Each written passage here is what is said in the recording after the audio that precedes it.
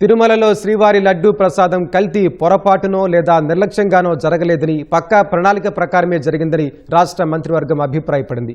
కల్తీ నెయ్యి సరఫరా చేసేందుకు వీలుగా గతంలోని కఠిన నిబంధనలు సవరించడం ఉద్దేశపూర్వక నేరమేనని స్పష్టం చేసింది. అందుకు బాధ్యులను సిట్ తన ఛార్జ్షీట్లో ఎందుకు చేర్చలేదని కేబినెట్ అభిప్రాయపడింది. కల్తీ నెయ్యి సరఫరాలో ప్రతి ఘటన వైసీపీ పాలకుల క్రిమినల్ చర్యల్ని నిర్ధారిస్తోందన్న సీఎం ఎంతటి పాతకం చేసినా వాళ్లకు శిక్ష పడాల్సిందేనని తేల్చి చెప్పారు. కల్తీ నెయ్యి సరఫరా విషయం అప్పటి టీటీడీ చైర్మన్ వైవి సుబ్బారెడ్డికి తెలిసినా ఎందుకు పట్టించుకోలేదని ఉప ముఖ్యమంత్రి పవన్ కళ్యాణ్ ప్రశ్నించారు. తిరుమల శ్రీవారి లడ్డూ కల్తీ వ్యవహారంపై మంత్రివర్గ సమావేశంలో అంతర్గతంగా సుదీర్ఘ చర్చ జరిగింది. సుబ్బారెడ్డి పాత్రపై సిట్ నివేదికలో పేర్కొన్నారా అని ఉప ముఖ్యమంత్రి పవన్ కళ్యాణ్ ప్రశ్నించారు. 2022లో సీఎఫ్టీఆర్ఐ నివేదిక ఇచ్చినప్పుడు ఈవోగా ఎవరున్నారు, జంతు కొవ్వుపై ఛార్జిషీట్లో ప్రస్తావించారా అని ఆయన అడిగినట్లు తెలిసింది. 69 లక్షల కిలోల నెయ్యి తయారు చేసిన భోలేబాబా డైరీలో ఉద్యోగులు 10 మందేనన్న విషయం వాస్తవమేనా అని ప్రశ్నించగా, స్వీపర్లు సహాయకులతో కలిపినా ఆ కంపెనీలో 10 మందే ఉన్నారని మంత్రి కేశవ్ చెప్పారు. తక్కువ రేటుకు తాము నెయ్యి ఇవ్వలేమని నందిని డైరీ చెప్పిన విషయాన్ని పవన్ కళ్యాణ్ ప్రస్తావించారు. జంతుకొవ్వు కలిసిందని సప్లిమెంటరీ ఛార్జిషీట్ 35వ పేజీలో ఉందని మంత్రులు పవన్ కళ్యాణ్కు వివరించారు. సుబ్బారెడ్డి, ధర్మారెడ్డికి అంతా తెలిసినా కావాలని తప్పుదోవ పట్టించారని వివరించారు. లడ్డు తయారీకి సరఫరా చేసిన నెయ్యిలో నెయ్యే లేదని సిట్ స్పష్టంగా చెప్పిందని మంత్రి నారా లోకేష్ తెలిపారు.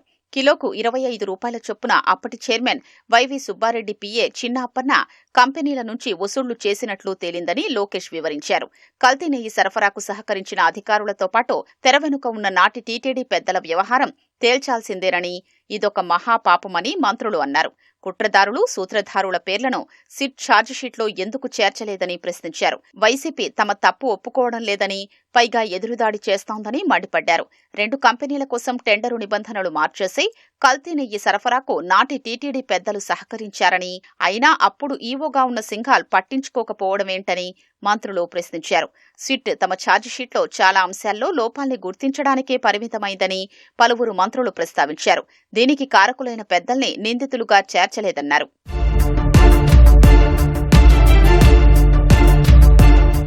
మంత్రివర్గ సమావేశానికి ముందు ఉప ముఖ్యమంత్రి పవన్ కళ్యాణ్, మంత్రి నారా లోకేష్, భాజపా మంత్రి సత్యకుమార్తో చంద్రబాబు ప్రత్యేకంగా సమావేశమయ్యారు.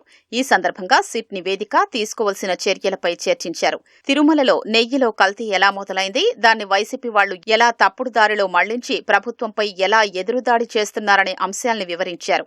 వైసీపీ హయాంలో జరిగిన నెయ్యి కల్తీ వ్యవహారాన్ని రాజకీయ కోణంలో చూడట్లేదని స్పష్టం చేశారు. భక్తుల మనోభావాల్ని తీవ్రంగా దెబ్బతీశారనే బాధతోనే దీనిపై స్పందించాయని సీఎం వివరించారు. ఈ సందర్భంగా కమిటీ ఏర్పాటు చేయాలని ఆలోచన వచ్చిందన్నారు. ఏ నిర్ణయం తీసుకున్నా తమ పూర్తి మద్దతు ఉంటుందని పవన్ కళ్యాణ్, సత్యకుమార్ సీఎంకు చెప్పారు. 11వ తేదీ నుంచి అసెంబ్లీ సమావేశాలు ఉంటాయని, సభా వేదికగా కూడా ఈ కల్తీ వ్యవహారాన్ని ప్రజల దృష్టికి తీసుకెళ్లాలని కేబినెట్ భేటీలో మంత్రులకు సీఎం సూచించారు. సుప్రీంకోర్టు నియమించిన సిట్ తన విచారణలో నెయ్యి కల్తీ జరిగినట్లు చెప్తున్నా దాన్ని వైసీపీ వాళ్లు తప్పుదారి పట్టించి ఎదురుదాడి చేస్తున్నారని మండిపడ్డారు. రకరకాలుగా రెచ్చగొడుతూ శాంతి భద్రతల సమస్య సృష్టిస్తున్నారని ధ్వజమెత్తారు.